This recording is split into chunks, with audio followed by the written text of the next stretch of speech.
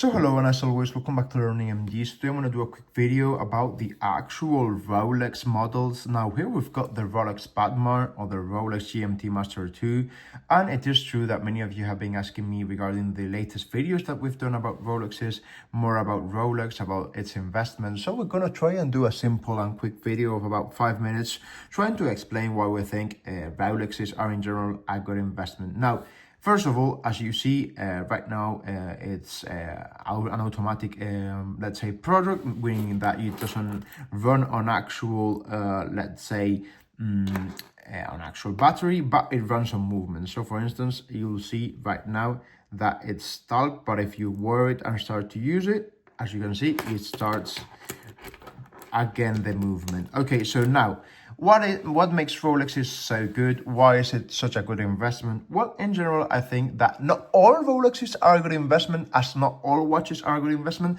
but nothing in life. For instance, there are many stocks that aren't a good investment, no? So what makes the Rolex sport models such a good investment? Well, I think in general, it's just a simple supply and demand. So there's a much higher demand of Rolexes than there is supply. Now, are they limited collections? Well, there are some, but not currently. So for instance, this Rolex GMT Master 2, it is unlimited. It's just a model. It's just difficult to access and to get it, no? Now, does this mean that in the future it will actually hold its value? Well, they hold their value reasonably well, and some of them obviously increment their value over time. So for instance, if you see old Pepsis or old Batmans, they cost much more than what they usually cost. We're talking about for instance, there are many friends of mine who have our Rolex GMT Master 2 Batman that cost them about $500 and are currently trading like 17 times that price now. But let's go a bit furthermore. So for instance, some of them bought a Rolex for $5,500 and right now they are selling for $9,000 or so. There you go. This one, for instance, many of you have been asking me for the price. It costs around 10,500 euros, I believe, and right now they are trading for about between 14 and 16,000 euros. Now, does this mean that they will trade at that price forever? I personally think no, but it is true that you've just done over almost 50%, more than 50% of the price has increased. So does this mean that this model is the one I recommend buying? Well, no, that's where I wanted to go.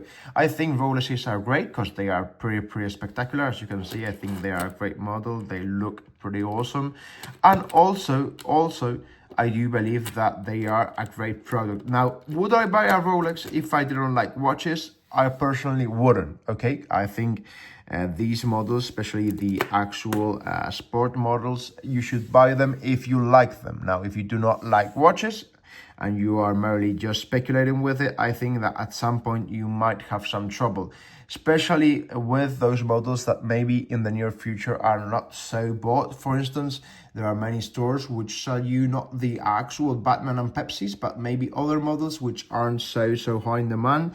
And I think that there may be an issue in the future in case you want to sell it quick because you need the money, and you might find as well that you haven't got enough people who want to buy, and you might have to buy under retail. Now, that's another thing I wanted to talk a little bit about it.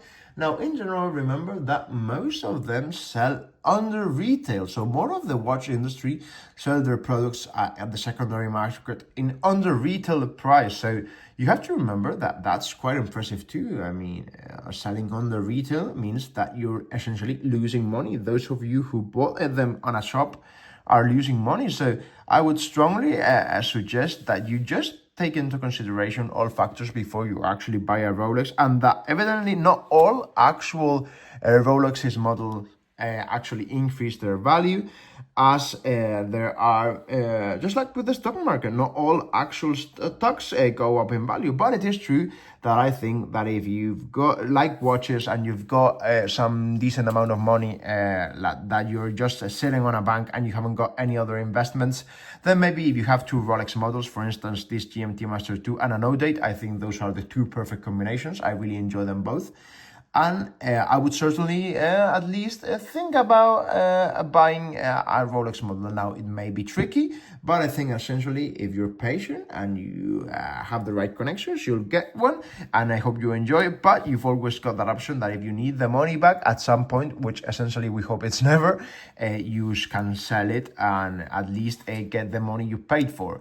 Remember that I wouldn't go into the actual detail of which models you should buy, but I would strongly suggest that you at least try to buy, if you can, the actual models which you enjoy and that maybe are more profitable. So for instance, between the Rolex GMT Master 2 and a normal Datejust, I would choose the Rolex GMT Master 2. Yes, I do like both, but I think that the GMT Master 2 holds its value better. And since I'm spending 10 grand, which I've worked very hard to earn, then maybe I strongly suggest that in some sense you get some sort of reward in case you needed the actual money back. Now remember, they are also, let's say like with anything, they've got some people who are certainly looking for this type of models. So it's, I suggest that you keep in mind that when you are wearing it, you're wearing a $10,000 investment that potentially can be in the north of 15,000 or 20,000 even. So many people are willing to take the risk and try to essentially take a shot, no? Because in the end, these are very precious Rolexes that have a very high value. And remember, it's just like you walking with a 10K stash and people looking at it, and I'm sure that many people, you've seen it on the news, that many people want these type of models, no? So essentially, I strongly suggest that you wear them in good health, that you, before you think of it as an investment, think of it as a piece that you like, that you enjoy. And essentially, for instance, this GMT Master 2, I think it's amazing. I mean, I think the detail is just outstanding, but I strongly suggest that you buy it if you like it. So I think that you should look at it as an investment in the sense that it will hold its value, but I wouldn't recommend that you just buy it to do business. There are many people who do that buy them for a business purpose only, but I think that that's quite risky to just buy it for business, and that sometimes many of them have to sell them at a price that they weren't thinking of selling. So like with anything, I would buy something that I like, and essentially if it's a model that holds its value, even better, in case you at some point of your life need the money back. But I would certainly think of it as a piece of a luxury item that you enjoy, that you like, that you wear in good health, and not so much as a piece that you can trade and earn the buck. And remember that if Rolex finds out that you've been buying and selling their pieces, they will not sell you anymore. I strongly understand that. I'm sure many Rolexes stores know that essentially if you're having a bad time, then maybe occasionally you sell one or two out of a collection, but I think that that's completely understandable. Or after 10 years you might sell one, but just buying and trading, they will find out, and I'm sure they will not sell you anymore. So just think about it. Just wear your Rolexes and just wear them in good health, and I hope that you enjoy them. And as always, if you've got any questions, I'm glad here to help you out. And if you've got any questions, just leave it down here in the comments below, and me or anyone from the Learning MD team will answer as shortly as possible. And as always, thank you very much for watching.